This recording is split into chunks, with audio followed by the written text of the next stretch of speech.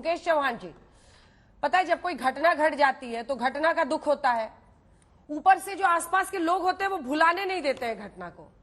अब सोचिए जब आप 17-18 जुलाई को जाइएगा तो सब यही पूछ रहे होंगे ये क्या हो गया, अजीत पवार ने तो बड़ा धोखा दे दिया, प्रफुल्ल पटेल तो बताइए पिछली बार बैठक में आए थे।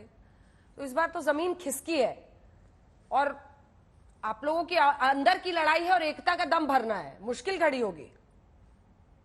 अंजना जी, पहले तो मेरा नाम महेश है, मुकेश नहीं है। सॉरी मैं करेक्ट करा दे रही हूं, महेश चौहान कर दीजिए प्लीज जी।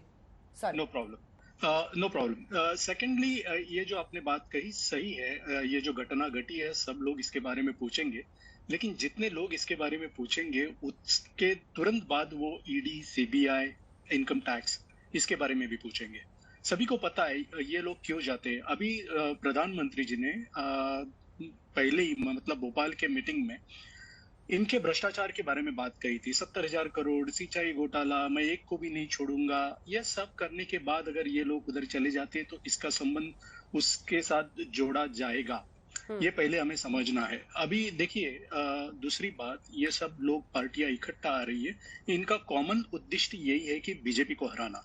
तो जब टिकट्स का बंटवारा होगा, सीट्स का बंटवारा होगा, तभी इलेक्टिव मेरिट कौन सा उम्मीदवार बीजेपी के उम्मीदवार को हरा सकता है, कौन सा ताकतवर उम्मीदवार है, ये सब बातों पर चर्चा होनी चाहिए। ये हमारे शीर्ष नेतृत्व जो है वो लोग ये सब डिसाइड करेंगे।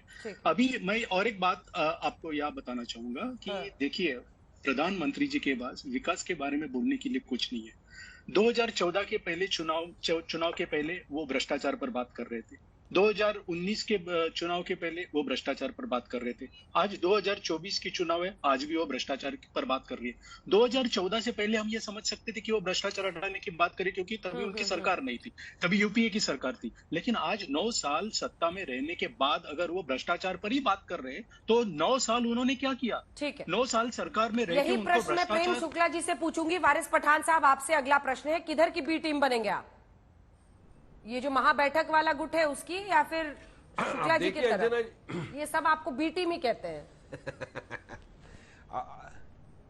हाँ, अभी क्लियर हो गया। देखिए अंजना जी, हमारा भी इंटेंशन है, इरादा यही है कि किसी भी तरह हम बीजेपी को हराए और इंश्योर करें कि 2024 में मोदी जी फिर से प्रधानमंत्री ना बने। हम पूरे एफर्ट्स लगा देंगे किसी भी तरह हमारे कैंडिडेट को जिताने के लिए। मगर आप देखिए जो मीटिंग हुई थी 16-17 लोगों की पटना के अंदर, हमको तो नहीं बुलाया, हम तो इनके लिए पॉलिटिकल अनटचेबल्स है। मगर उस मीटिंग के अंदर प्रफुल्ल पटेल बैठे हुए थे। प्रफुल्ल पटेल मीटिंग में बैठे, चाय पिया, समोसा खाए, वहां से आए, महाराष्ट्र में चले गए सीधा फडणवीस साहब के साथ में और ले लिया शपथ। अभी बन गए, मिनिस्टर बनने वाले हैं वो। अभी बात नंबर 3, हम पे जो इल्जाम लगा रहे थे बी टीम, अभी तो कंफर्म हो गया, थप्पा लग गया कि असल बीजेपी की बी टीम कौन है? एनसीपी। अब हम क्यों बोलते हैं हराना चाहते हैं? क्योंकि हमने तो एग्जांपल सेट किया है। अरे हम पिछले 2019 में 3 सीट पे लड़े, अंजाने जी आपको याद है। असद ओवैसी लड़े तेलंगाना से, किशनगंज से लड़े अख्तर ईमान और औरंगाबाद महाराष्ट्र से लड़े इम्तियाज जलील। हमने 3 में से 2 जगह जीत हासिल की। औरंगाबाद में इनका 3 टर्म का सिटिंग एमपी जो था बीजेपी और शिवसेना का, उसको हरा के फेंक दिया। तो हम तो हराने की क्षमता रखते, मगर नहीं, हम पे इल्जाम लगाएंगे ये बी टीम है।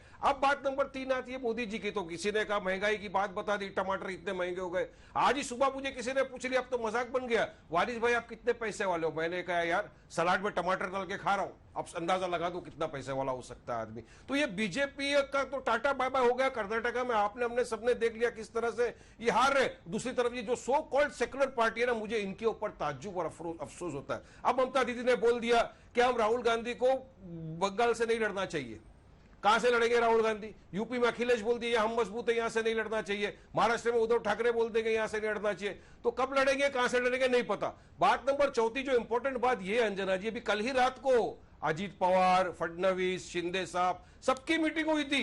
मीटिंग के अंदर जो सोर्सेज से पता चल रहा है अखबार के जरिए, ये है अजीत पवार को 3 पोर्टफोलियो चाहिए, रेवेन्यू चाहिए, वाटर रिसोर्सेज चाहिए और तीसरा इनको फाइनेंस चाहिए। अब क्या है, 3 पोर्टफोलियो मिलेगा? इन पे नाराजगी हो गई अभी। अरे अभी तो शादी हुई नहीं, उसके पहले तलाक का टाइम आ चुका है इनका, ऐसा लग रहा है मुझे। तो पूरे महाराष्ट्र के अंदर चर्चा के अंदर ये बात है।